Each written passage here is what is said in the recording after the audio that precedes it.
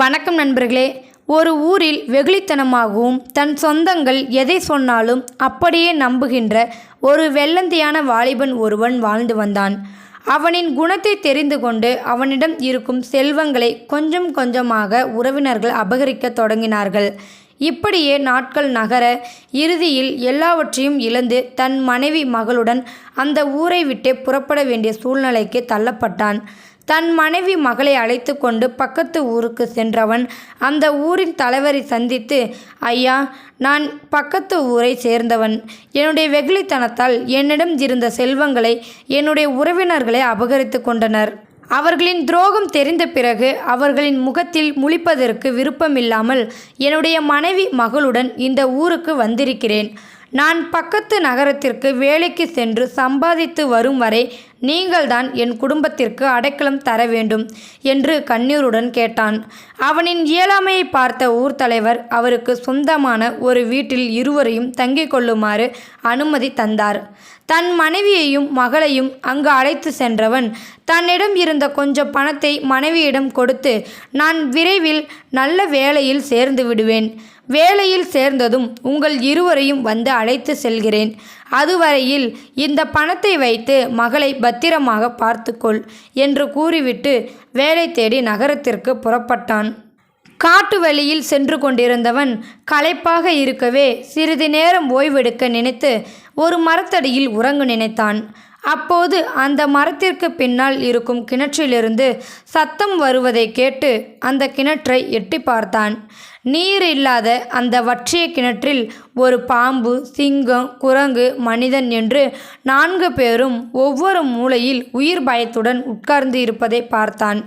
வாலிபன் மேலே இருப்பதை பார்த்த சிங்கம், வாலிபனே, என்னை எப்படியாவது காப்பாற்று.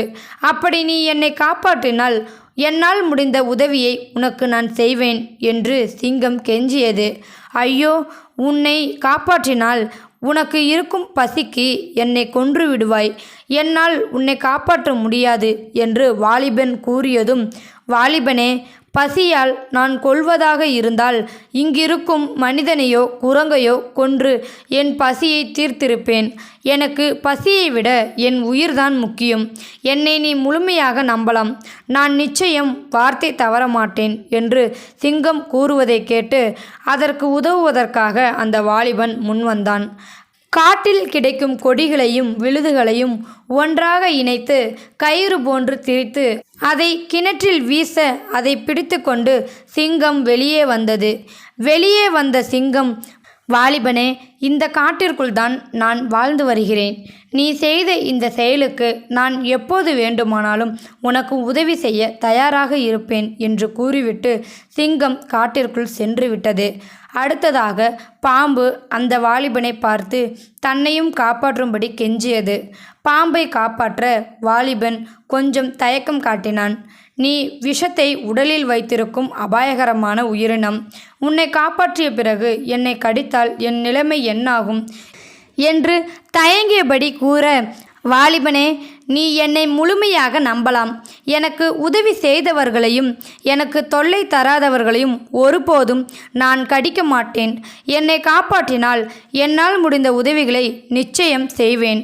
அது மட்டுமல்ல, நீ உதவி வேண்டும் என்று என்னை மனதிற்குள் நினைத்தாலே போதும்.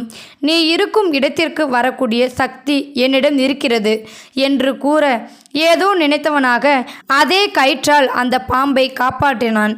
வெளியே வந்த பாம்பு அவனுக்கு நன்றி கூறிவிட்டு அருகில் இருந்த புதரில் மறைந்து விட்டது. அடுத்ததாக குரங்கை பார்த்தவன் குரங்கிடம் எதையும் கேட்காமலேயே கயிற்றை வீசி அதை கெட்டியாக பிடித்து கொள்ளுமாறு கூற, அந்த குரங்கை பத்திரமாக வெளியே கொண்டு வந்தான்.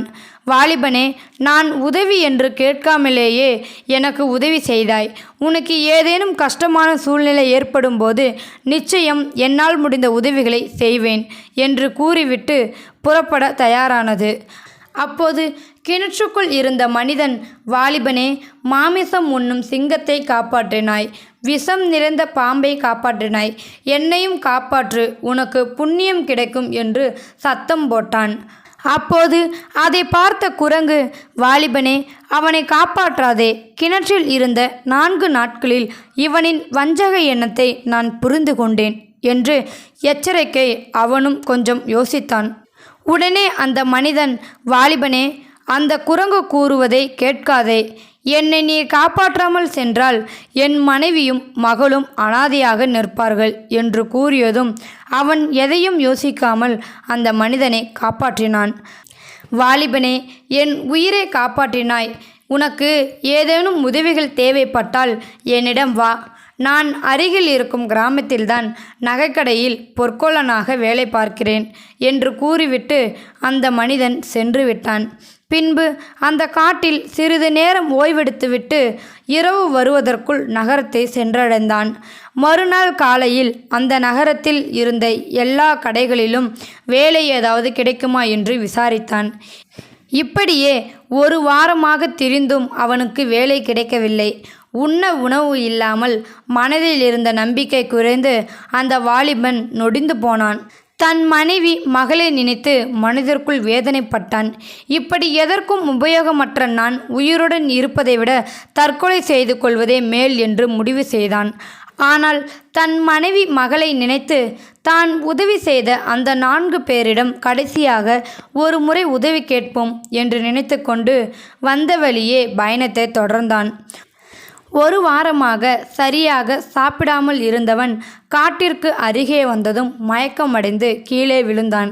அதை பார்த்த குரங்கு அருகில் இருந்த ஒரு குளத்தில் நீரை எடுத்து வந்து அவன் முகத்தில் தெளித்து அங்கு கிடைக்கும் பழங்களை பறித்து வந்து அவன் வயிறு நிறையும் அளவிற்கு சாப்பிட கொடுத்தது.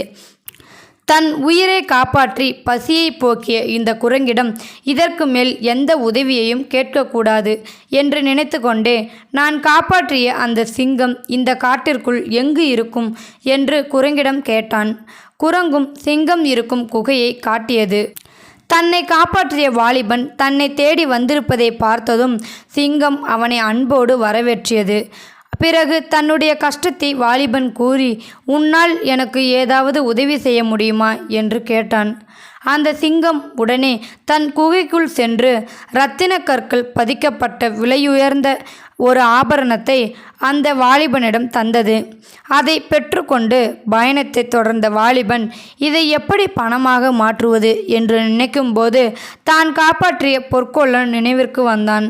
அந்த பொற்கொல்லன் இருந்த கிராமத்திற்கு சென்று அவனை சந்தித்து தன்னிடம் இருந்த ஆபரணத்தை பணமாக மாற்றி கொடுக்குமாறு வாலிபன் கேட்டான். அந்த ஆபரணத்தை பார்த்ததும் இது அரசனின் மகனான இளவரசன் அணிந்திருந்த ஆபரணம் என்பதை உறுதிப்படுத்தியவன், இது உனக்கு எங்கே கிடைத்தது என்று கேட்க காட்டில் நடந்த விஷயங்களை கூறினான்.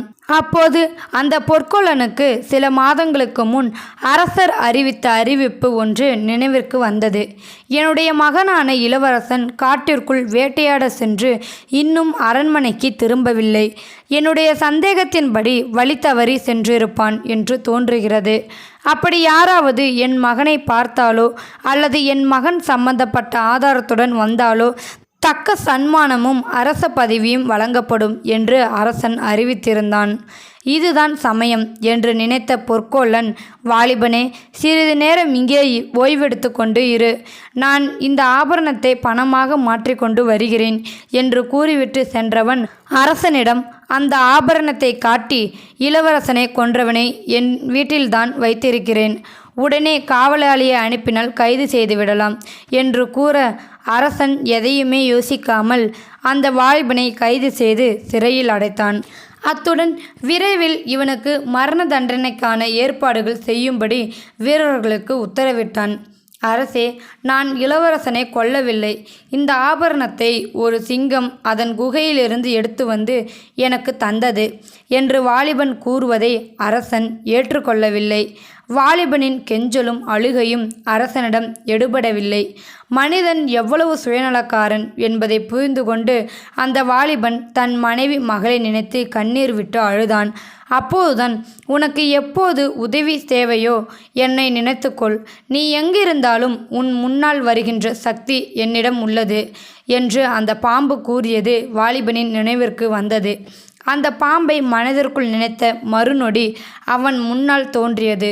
தனக்கு நேர்ந்த துரோகத்தை வாலிபன் அந்த பாம்பிடம் கூறினான். கவலைப்படாத வாலிபனே, நான் உன்னை காப்பாற்றுகிறேன். நான் இப்போது மகாராணியின் வலது கையை கடித்து விடுகிறேன். நான் கடித்த அந்த விஷம் மகாராணியின் உடலில் மற்ற இடங்களுக்கு பரவாது. ஆனால் அந்த கையின் வீக்கம் நாளுக்கு நாள் பெரிதாகிக் கொண்டே இருக்கும்.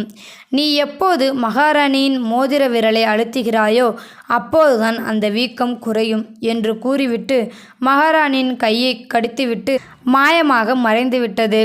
பாம்பு கடித்துவிட்டதை பார்த்த மகாராணி கதறி துடித்தாள். நாட்டில் இருக்கின்ற அத்தனை வைத்தியர்களையும் வரவழைக்கப்பட்டு வைத்தியம் செய்யப்பட்டது. ஆனால் எந்த முன்னேற்றமும் ஏற்படவில்லை. பக்கத்து நாட்டு வைத்தியர்களையும் வரவழைத்து வைத்தியம் செய்து பார்த்தான். வீக்கம் குறையாமல் நாளுக்கு நாள் அதிகரித்து கொண்டே இருந்தது.